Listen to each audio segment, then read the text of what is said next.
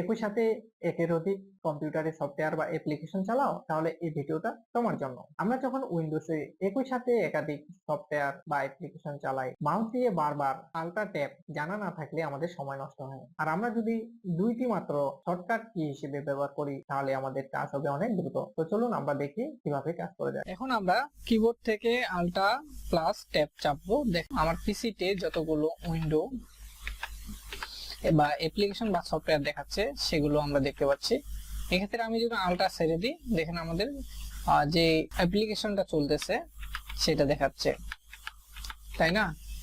তো এভাবে আপনারা ট্রাই করবেন। আর এখানে আপনারা যদি আল্টা শিফট প্লাস ট্যাব চাপেন তাহলে পিছনের দিকে চলে যাবে। এই হচ্ছে দুটি শর্টকাটের কাজ। তো আশা করি আপনারা বিষয়টি বুঝতে পেরেছেন। ছোট্ট ট্রিকটি জানা থাকলে কাজ হবে অনেক দ্রুত, মাথা থাকবে ঠান্ডা। এটি বন্ধুদেরও শেখাও, শেয়ার করো ভিডিওটা। আর এই ধরনের ছোট ছোট টিউটোরিয়াল পেতে আমাদের সাথে থাকুন। দেখা হচ্ছে পরবর্তী ভিডিওতে। সকলকে ধন্যবাদ।